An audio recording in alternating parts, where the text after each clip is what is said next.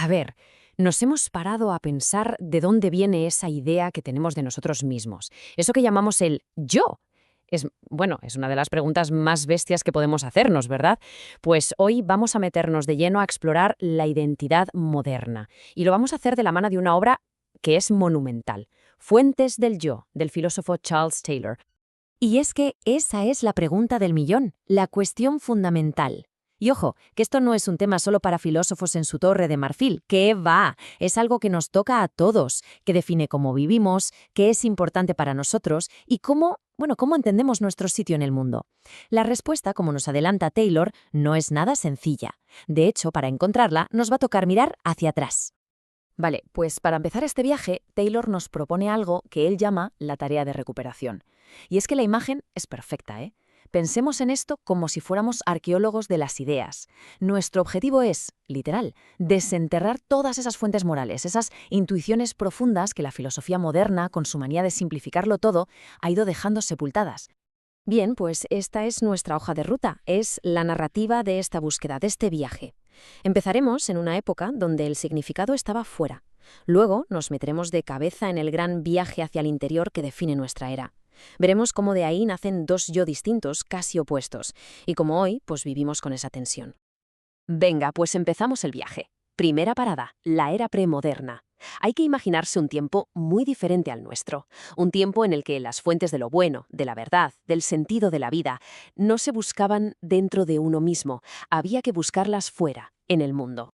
Mirad, para pensadores como Platón, por ejemplo, el bien consistía en contemplar el orden racional del cosmos. Para San Agustín, el universo entero era una manifestación del pensamiento de Dios.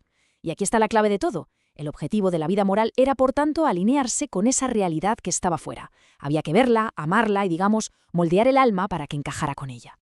Esta idea, inspirada en San Agustín, lo clava. Es como si Dios fuera un sol que no solo da vida a las cosas, sino que también nos da la luz para poder entenderlas. O sea, que el bien y el saber fluyan desde una fuente externa, divina, hacia nosotros, no al revés. Y entonces todo cambió. Con la llegada de la modernidad se produce un giro, una migración revolucionaria. La autoridad moral deja de estar en el cosmos o en Dios y se traslada a la mente humana. Este es el gran giro hacia el interior del que hablábamos. Taylor lo bautiza como el movimiento de interiorización, que significa pues que las fuentes morales ya no están ahí fuera, en un orden cósmico, ahora se encuentran dentro, en nuestras propias capacidades. La búsqueda de la verdad moral se convierte en una exploración de nuestro propio interior. Dejamos de mirar a las estrellas para empezar a mirarnos al espejo. ¿Pero cómo se produjo este cambio tan brutal? Pues con pensadores como Descartes. La idea de razón da un vuelco tremendo. La razón deja de ser esa capacidad para ver un orden en el mundo y se convierte en un procedimiento, casi como un manual de instrucciones para pensar de la forma correcta. Y esta nueva razón, que ya no depende del exterior, se convierte en una herramienta poderosísima para controlarnos a nosotros mismos, para rediseñarnos desde dentro. Y fijaos qué bien lo ilustra esta idea inspirada en Descartes. El bien más alto ya no es estar en armonía con el cosmos, no. Ahora consiste en la libre disposición de la propia voluntad. De repente, el valor supremo está dentro, reside en nuestra capacidad para el autocontrol racional. Pero claro, esta visión de una razón fría, calculadora, desvinculada de todo, no iba a quedarse sola. No tardó en aparecerle competencia. Surgió un contramovimiento potentísimo que también miraba hacia adentro, pero que encontró una fuente moral completamente distinta. Hablamos del romanticismo. Con figuras como Rousseau a la cabeza, se empezó a defender que la verdadera moralidad no está en esa razón fría y distante, sino todo lo contrario.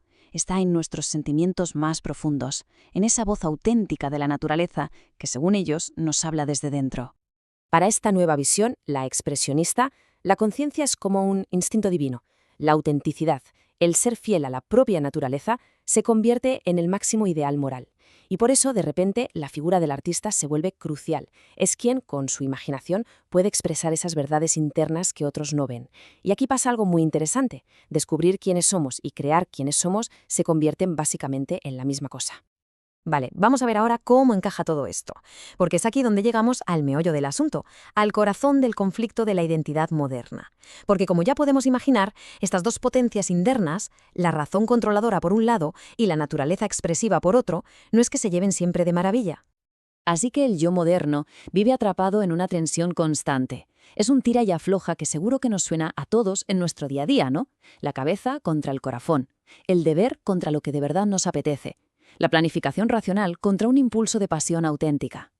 Esta tabla lo deja clarísimo. Por un lado, tenemos el control racional, el legado de la Ilustración, que valora la razón como herramienta y el autodominio. Y por otro, la autoarticulación expresiva, herencia del romanticismo, que pone el foco en la imaginación creativa y la autenticidad. Son, como se ve, dos formas totalmente opuestas de estar en el mundo. Y aquí viene la clave de todo el argumento de Taylor. Ojo con esto, porque es fundamental. Una persona moderna, que reconoce el valor de estas dos fuentes, está, por definición, constitucionalmente en tensión. No es un problema que haya que arreglar, es la estructura misma de lo que somos hoy. Entonces, ¿qué hacemos con esta tensión interna? ¿Cómo se vive con esta paradoja?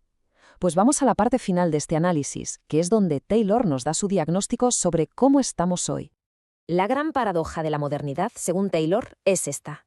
Por un lado, nuestra identidad es riquísima en fuentes morales. Tenemos la razón, la autenticidad, los sentimientos, la dignidad, de todo. Pero por otro lado, toda esa riqueza se vuelve invisible por culpa del lenguaje tan pobre que usan sus propios defensores, que siempre intentan reducirlo todo a una sola cosa, a una sola fuente. Este gráfico lo enseña muy bien. Por un lado, tenemos la barra de nuestras experiencias morales, que es alta, es rica, es compleja. Pero luego tenemos la barra del lenguaje filosófico que usamos para hablar de ellas, y es una barra empobrecida, simplista. Se deja fuera casi todo lo que de verdad nos importa y nos mueve. Y esto nos lleva a una conclusión de Taylor que es, cuanto menos, provocadora.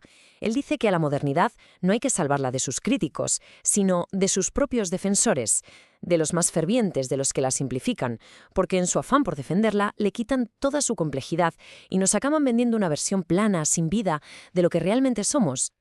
La pregunta final, entonces, cae por su propio peso. ¿Significa esto que estamos condenados a vivir divididos por dentro? ¿A una especie de guerra civil perpetua entre las distintas partes de nuestro ser? Y la respuesta de Taylor es un no rotundo. Esa tensión que llevamos dentro no es un defecto, es, precisamente, la fuente de toda la riqueza, la creatividad y el dinamismo de la cultura moderna. Es en ese diálogo constante, en esa negociación entre nuestras distintas fuentes morales, donde reside la vitalidad de nuestra época y, al final, la profundidad de lo que somos.